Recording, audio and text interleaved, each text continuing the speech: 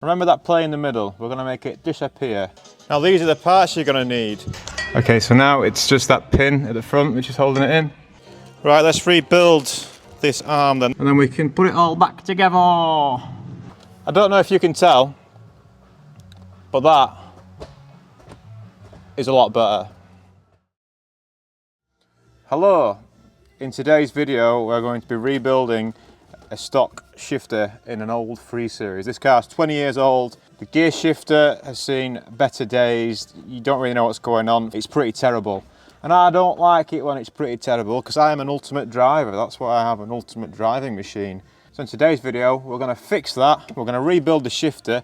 And you can do this on any BMW. So if you've got a BMW that the shifter feels a bit crap on, just follow my advice, mate, and you'll have a great good shifter in no time. Remember that play in the middle? We're going to make it disappear. Now this is a drift car in the making, and I'm going to be going second to third quite a lot. And I do not want to have a vague feeling when I'm going second to third. The beauty of travelling to third gear on most modern cars is that when the gear shifts in the centre, you should just be able to roll it forward. But centre could be there, centre could be there, centre can be anywhere. It's only because I've got the experience of being a pro drifter that I know where it is. But I want to fix this. I don't like it. I don't like how vague it is. Let's fix it. Now these are the parts you're going to need. Yes, you have to go to the dealership, but you want the best, don't you? It's an ultimate driving machine. These are the parts. I'll put the numbers in the description. These are only really relevant for an E46. And this used to cost under £50 last year when I did it on my M3. This year, it cost over £70. Brexit, COVID, all that stuff, inflation. This part in particular used to be about £15. I am sure of it. Little thing, little tiny little brass thing, nothing to it. Yeah, 40 quid. It's the way she goes, right?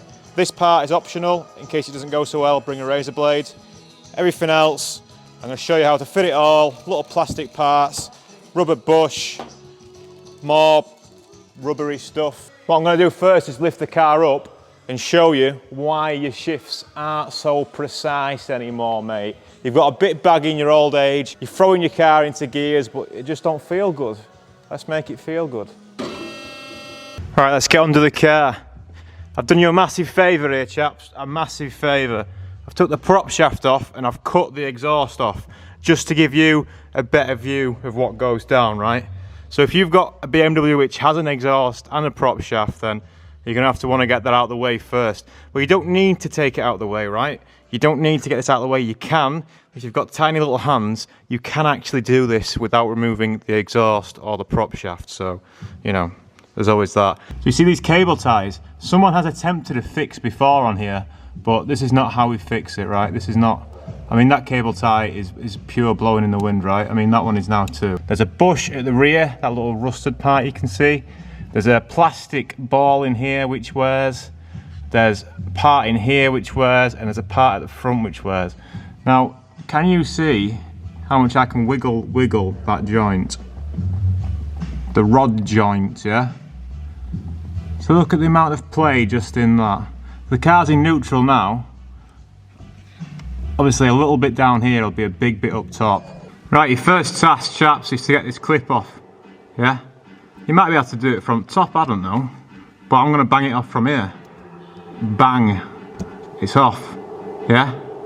Get that clip off, and you can pull that out. Get out, you bastard, yeah? Right, now's the fun part. Steering Porridge now. Right, let's get this bit of trim off. We'll unplug the electronics. Okay, the electronics are unplugged, yeah? And then we should just be able to give it a good tug. Now, if you're watching this video and you drive a BMW with a manual and you tell everyone that automatics are crap and that's why you drive a stick shift because you're an enthusiast, you'll know how to give something a good tug, especially a knob like this. So, I'm not that well versed in giving things good tugs. Fucking knobhead. There's a rubber gate around here. We'll try and pull his skin back a bit and get underneath. Oh, right, that might have been causing us a bit of stress. Oh, look at that, we can see into the rainbow now. So this is the main part that fails, this little plastic. You see how it's all disgusting, yeah? You can see that. So if you want to do this on the cheap, you can just replace that if you want, but if you're going into all this effort doing all this, you may as well replace the bushes and all the clips and the little plastic parts, because it all adds together to give your shift feel a nice OEM original, like a brand new kind of feel, yeah? I did do this myself on the M3 last year, and I didn't make a video about it, and a few of you were interested, so that's why I'm doing it again. But I can't quite remember what I did. Hey, you could have some fun with that if you're a BMW manual transmission enthusiast, eh? So you can feel a bit of play there, but honestly, I don't think this, I know I just said that you can do this on the cheap and just replace that, but I don't think that's what's causing it on this car.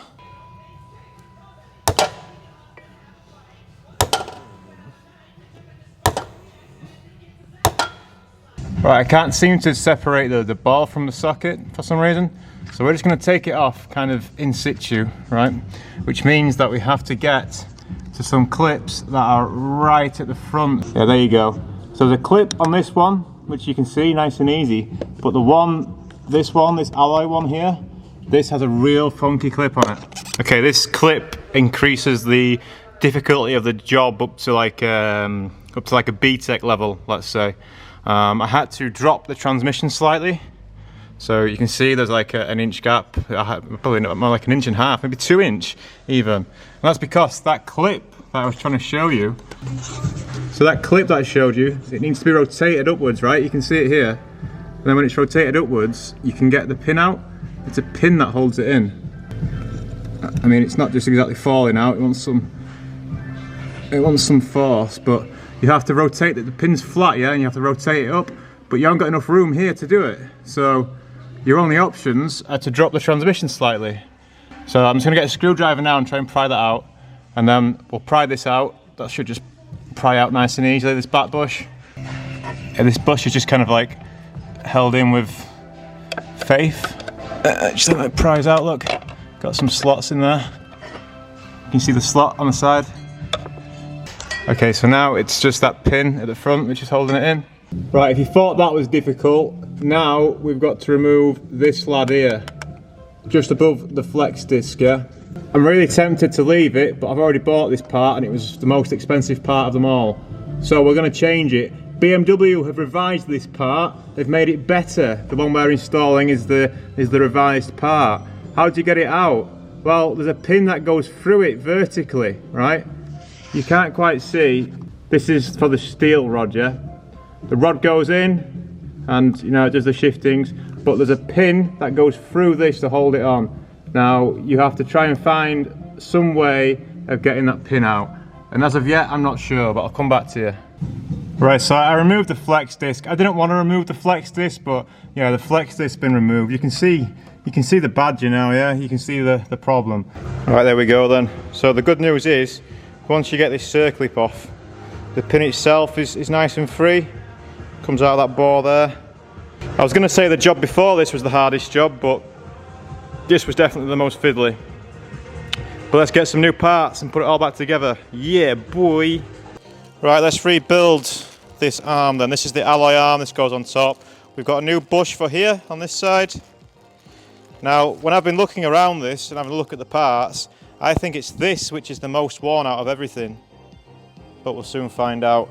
Then we need to change the plastic ring in here and then get this bush off and change. This bush is the easiest thing in the world to change, watch. That's it, that is literally it. And the new one. Now you can get solid poly bushes for these. I don't advise anyone does that because it makes them feel horrible, but you do you.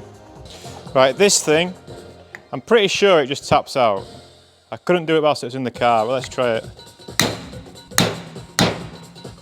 Doesn't seem to want to just tap out, does it? Okay, we'll come back to that. Let's have a look at this bush on the end. Now the easiest way to get this out, take your razor blades. We're not cutting wrists yet. Oh, look how loose it is. It helps if the razor blade is sharp. This one is not sharp. Although it is quite thick rubber, so it's doing nothing, that. But it might be enough, yeah it is. So we've just weakened the sides, and it was enough to push that through. Now to get the new one in is a bit more of a task. No, we can't just push it in, unfortunately, because it's right stiff and that, which is good, that's what we want. So, soapy water.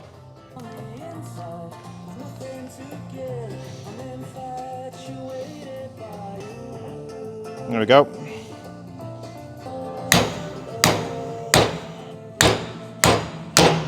There we go.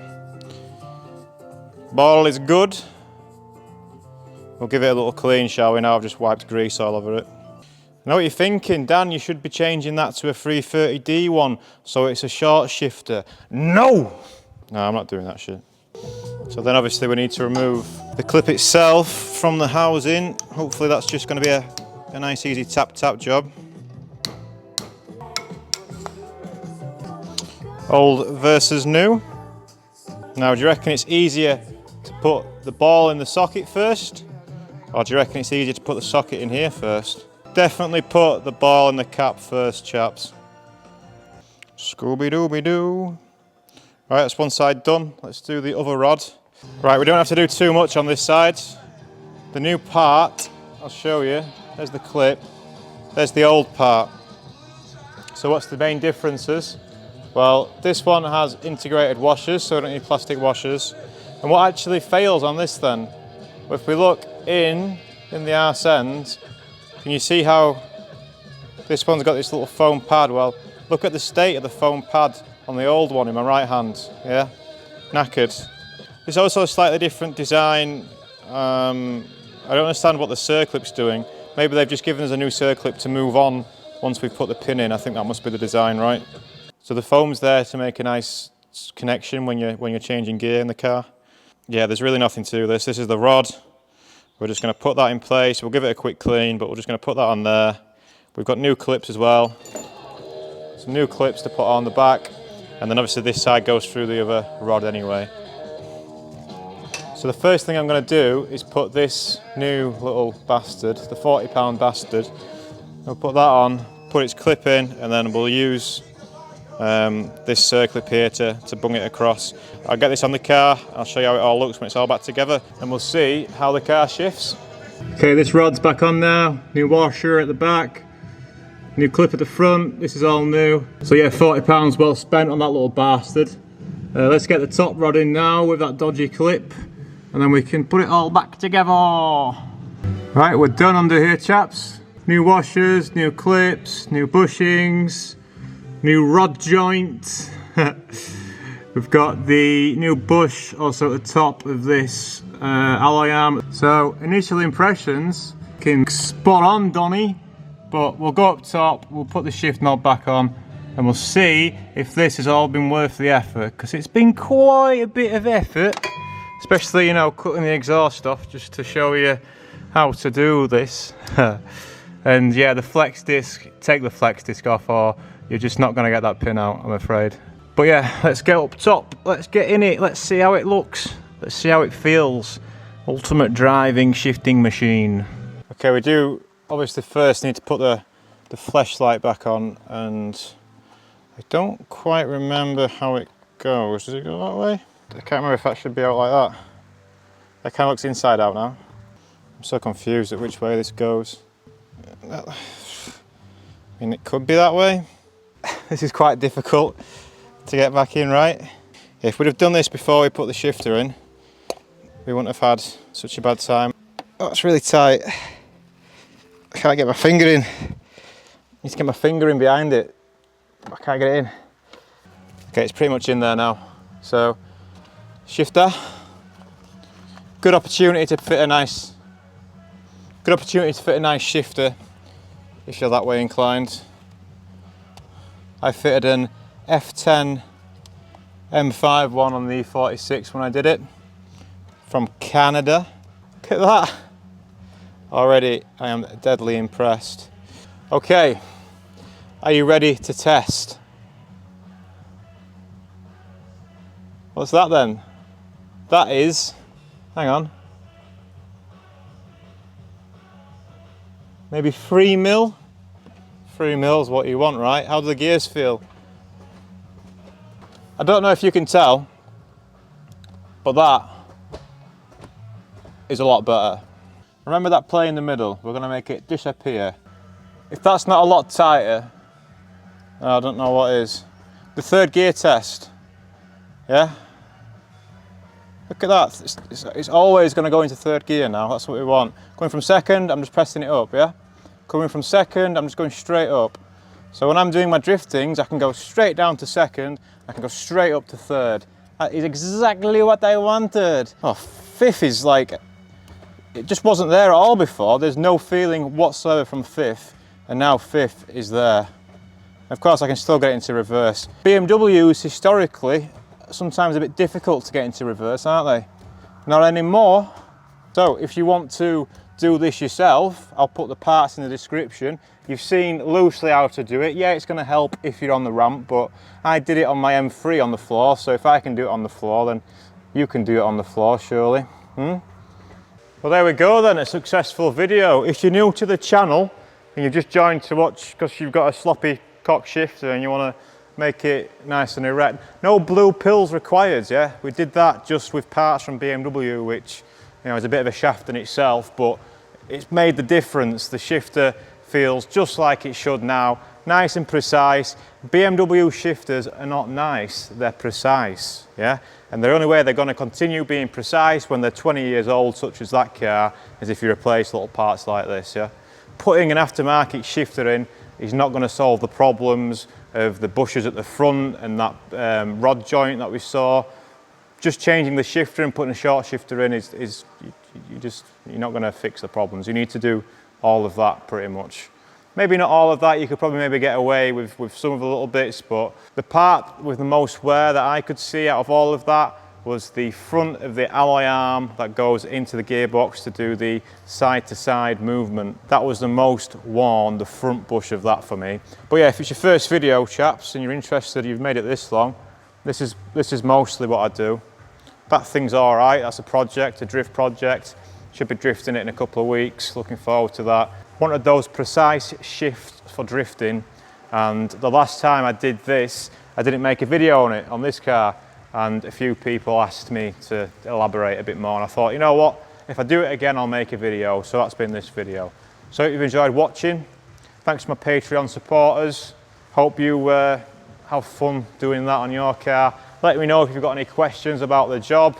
Let me know in the comments if you've done it yourself and if you thought it was as much as a pain in the arse. It's not so much that it's difficult, like I say, BTEC or NVQ level 2, level 3 maybe, around that area. Yeah, so it's still quite difficult. You have to think about it a little bit, but it's more fiddly than anything, and you know, you get a bit mucky. Right, see you later then.